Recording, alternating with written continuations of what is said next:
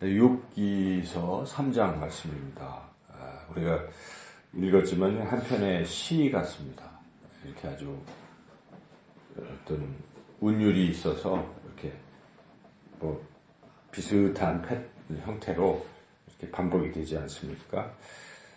상당히 앞에서 우리가 읽었던 1장과 2장과는 차이가 있습니다.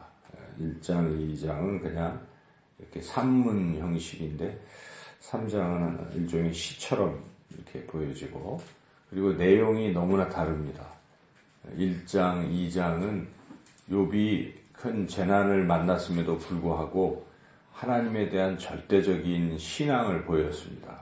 1장에서는 자기 자녀들이 다 죽고 소유물을 다 잃었지만 주신 자도 여호와요, 거두시는 자도 여호와요 하면서 이 욥은 굳세 믿음을 드러냈습니다. 또 2장에서는 욥이 자기 몸에 종기가 나서 머리부터 발끝까지 온몸에 종기가 나서 가려워가지고 질그릇 조각으로 긁어가면서 아주 고통 속에 있었음에도 불구하고 그 부인이 차라리 하나님 원망하고 욕하고 죽어라 그럴 때도 어찌 내가 입술로 하나님 앞에 범죄하겠느냐, 복을 받았으면 또 화도 받을 때도 있는 것이지 어찌 그럴 수 있겠느냐 하고 자신의 그 굳센 믿음을 드러내었습니다. 그러던 욥이었습니다. 그런데 오늘 이 3장을 읽었지만 한마디로 욥은 죽어버렸으면 좋겠다, 그런 얘기를 하고 있는 겁니다. 그래서 욥은 차라리 태어나지 않았으면, 그 잉태조차 안 했다면, 그런 얼마나 좋았을까. 자기 어머니가 자기를 배지 않았으면 내가 얼마나 좋았을까. 그런 얘기부터 시작해서 또 이 차라리 뱃속에서 사산이 되었으면 차라리 날 뻔했다. 나오지 않았으면 좋았는데, 죽어버렸으면 좋았을 텐데 태어나서 왜 이런 고통을 겪고 있는가. 그리고 지금이라도 어디 무덤 속이라도 들어가면 참 좋겠다. 죽으면 좋겠다는 걸 쉽게 얘기하면 죽었으면 좋겠다. 지금 나는 살고 싶지 않다. 26절을 한번 읽어볼까요? 나에게는 평온도 없고 안일도 없고 휴식도 없고 다만 불안만이 있구나. 지금 욥의 상태는 한마디로 말한다면 이 생을 끝내고 싶다, 죽고 싶다, 이런 마음이죠. 참 우리가 이걸 어떻게 이해해야 되겠습니까? 그래서 어떤 사람들은 이거는 저자가 다르다 이렇게 하기도 하지만 그렇지 않습니다. 이 성경은 다 하나님께서 주신 것이기 때문에 우리가 몰라서 이해를 못하는 것이지 이제 그렇게 생각할 수 없는 거죠. 그래서 깊이 생각을 해봐야 됩니다. 왜 이런 변화가 생겼을까? 욥이 그렇게 믿음을 가졌던 욥이 갑자기 죽고 싶어 했을까 하는 그 부분이죠. 그래서 우리가 이 부분에서 첫째는 욥이 아직 이 고난이라는 것을 잘 몰랐다. 우리가 이렇게 생각해야 됩니다. 그러니까 욥이 지금까지 아주 행복하게 살았잖아요. 욥은 그의 자식들 낳고 한 번도 고난이 없었다가 지금 고난을 맞이한 것입니다. 처음에 할 때는 그동안 어떤 믿음을 가지고 이렇게 한 번, 두 번은 버텼어요. 근데 고난이 조금 좀 더 심해지니까 견디지 못한 것이죠. 그래서 인간은 누구나 고난을 겪어보지 아니한 사람은 고난을 말하기 어렵습니다. 고난이 좀 심해지면 다 약해지는 게 인간이라는 것이죠. 그래서 우리가 이 자기 스스로 뭘 할 수 있다 이런 생각 자체를 버려야 되죠. 인간은 연약한 존재다. 그래서 고난을 많이 경험을 못 해봤기 때문에 이런 일이 벌어진 것입니다. 우리가 성경을 보면 엘리야라는 참 위대한 사람을 보지 않습니까? 엘리야도 한때 그 갈멜산에서 이렇게 850명의 거짓 선지자들을 물리치고 1대 850으로 그렇게 승리하는데, 이상하게도 승리하고 난 뒤에 그 이세벨이 자기를 쫓아온다. 그 왕비가 자기를 죽이려고 쫓아온다는 소리를 듣다가 그냥 마음이 낙심이 돼서 로뎀나무 아래 가가지고 아유 차라리 죽었으면 좋겠다. 하나님 저를 제 생명을 걷어가 주세요. 이렇게 이야기할 때도 있는 거죠. 그래서 인간이 참 약하다는 것을 우리가 깨달을 수가 있죠.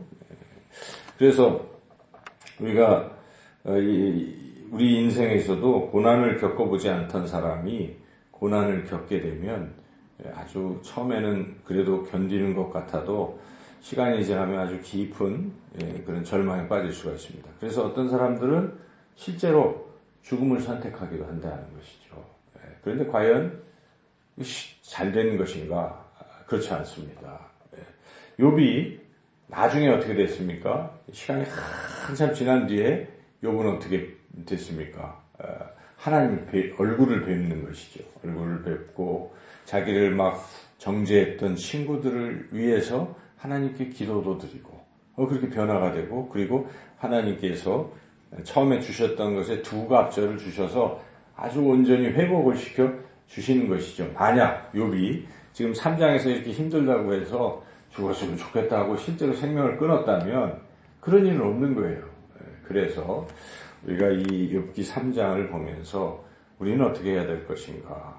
우리는 인내하자는 것입니다. 이 참 죽을 만큼 힘들 때가 있어요, 인생에서. 그렇지만 죽으면 안 됩니다. 죽으면 안 돼요. 인내해야 돼요. 그리고 우리는 욥보다는 더 나은 조건에 있다는 것이죠. 욥은 사실 이 고난을 당하면서 이게 왜 당하는지 지금 모르고 있는 것이죠. 갑자기 이게 왜 나에게 이런 고난이 처음에는 믿음으로 이렇게 했지만 시간이 지나면서 점점 고난이 멈추지를 않기 때문에 욥은 이거 미래를 볼 수가 없으니까 막 이런 생각을 하지만 우리는 성경 66권을 다 알고 있습니다. 그렇지 않습니까? 성경을 우리 어제도 공부를 했지만 처음부터 끝까지 이렇게 관통을 해서 보게 되면 하나님의 그 섭리와 하나님의 그 계획 이런 걸 다 알 수가 있어요. 하나님은 결국 우리를 구원하시는 분이시고 우리를 선한 길로 인도하시는 분이십니다. 로마서 8장 28절에 하나님은 악한 것도 하나님을 사랑하는 자 곧 그 뜻대로 부르심을 입은 자들에게는 모든 것이 합력하여 선을 이루느니라. 그래서 힘들고 어려운 것 같아도 그게 나중에 알고 보면 하나님 우리를 좋은 길로 인도하시기 위한 과정이었다 하는 것을 우리 깨닫지 않습니까? 우리는 결론을 알고 있습니다. 하나님 새하늘 새 땅이 우리에게 주어질 것도 알고 있잖아요. 그러니까 욥보다 훨씬 더 유리한 거예요. 이걸 우리가 알고 있기 때문에 여러분 하나님의 말씀을 아는 건 너무나 소중한 것입니다. 우리의 미래를 다 보고 있기 때문에 그래서 그 말씀을 자꾸 우리 공부할 필요가 있어요. 만약에 공부를 안 하면 몰라요. 모르면 욥과 같이 되는 거예요. 그냥 절망에 빠지면 이게 끝이려니 벗어날 수 없으려니라고 자꾸 생각하지만 그렇지 않습니다. 반드시 벗어난다는 것입니다. 욥기 42장까지 우리는 다 아니까 벗어날 수 있는 거예요. 안타깝습니다. 우리가 드라마를 봐도 그 중간에 그 드라마 극 중에 있는 사람은 모르잖아요. 정리할 거. 그러나 우리는 결론을 알고 있기 때문에 아유 저 사람이 저기서 참았으면 참 좋았을 텐데 왜 저렇게 생을 끊었을까? 이런 안타까움을 갖는 우리 인생에도 우리 스스로 봐도 우리 그런 생각을 가져야 됩니다. 우리의 미래는 하나님이 그렇게 인도하실 것을 분명히 알고 우리가 이 터널을 잘 통과해야 됩니다. 이 터널을 어떻게 통과해야 되겠습니까? 다른 게 아닙니다. 인내로 통과하는 것입니다. 참는 것입니다. 또 참고 또 참고 그런데 참으면요 놀라운 일이 벌어지는 것이에요. 참으면 인내는 연단을 낳고 연단은 우리에게 소망을 주는 것입니다. 그 과정은 참 힘들지만 그 시간이 터널을 지나면 우리가 정금같이 되는 거예요. 그래서 욥이 이 3장에서 이러다가 한 23장쯤 가면 23장 10절에서 뭐라고 얘기합니까? 그 친구들에게 나의 가는 길을 그가 아시나니 나는 지금 몰라도 하나님이 아신다는 것입니다. 그래서 나를 단련시킨 후에는 내가 정금같이 되리라. 이런 멋진 고백을 하지 않습니까? 그래서 여러분 욥도 처음에는 그랬지만 좀 더 참고 보니까 이게 이렇게 가는구나 이걸 깨닫게 되는 것입니다. 그래서 우리가 어떤 고난 중에도 인내해야 되고요. 이악 만나는 고난이라면 긍정적으로 생각해 보시라는 것입니다. 이 고난을 통과하면 정금같이 될 텐데 만약에 고난이 없었다면 어떻겠습니까? 정금은커녕 아무것도 없는 것입니다. 그래서 하나님 그런 말씀하시지 않습니까? 징계를 안 받는 자는, 고난이 없는 자는 사생자라는 것입니다. 그런데 그 자신의 친아들은 때로는 징계도 하신다 이러는 것입니다. 회초리도 된다는 것입니다. 여러분 자기 자식이 아니면 누가 뭐라고 합니까? 그냥 내버려 두는 거예요. 그냥 그가 어떤 길을 가. 그러나 내 자식이기 때문에 내가 잘 가라고 회초리라도 좀 한다 하는 것입니다. 그래서 우리가 고난을 당할 때는 하나님이 이 고난의 이 시험을 통과해서 나를 더 좋은 길로 인도하시려고 하신다. 이런 믿음을 가질 필요가 있습니다. 고난을 통해서 시편 기자는 내가 주의 율례를 배웠노라. 하나님의 그 말씀을 배웠다. 고난을 통해서. 여러분 젊어서는 고생을 사서도 한다 이런 말도 있지 않습니까? 그와 같이 우리는 고난을 어떤 눈으로 보느냐 이게 굉장히 중요한 것 같아요. 인생에서. 그래서 여러분 고난을 긍정적으로 보시기를 축원합니다. 자꾸 고난 속에서 힘들다고 해서 입을 열어서 자꾸 막 자기 신세 한탄하고 이러면요 복도 까먹고 잘 안 되는 것입니다. 지금 욥이 처음에는 자기 아내가 뭐라 하지? 야 입술로 우리 범죄하지 마라.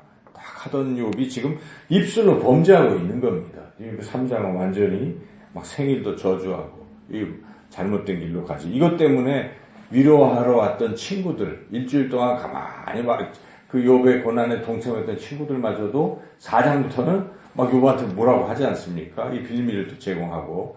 그래서 우리가 이 말을 조심해야 되는 것이고 긍정적으로 생각하십시오. 고난도 하나님 내게 더 좋은 것을 주시려고 이런 과정을 겪게 하신다라고 말을 하십시오. 선포를 하십시오. 하나님 앞에서도 하나님 제가 인내하겠습니다. 사람들에게도 고난을 당해도 하나님이 행하실 일을 나는 기대합니다. 저는 인내합니다. 저를 위해서 기도해 주십시오. 그러면 우리가 옆에서 그 얘기를 듣다가도 은혜가 얼마나 되겠습니까?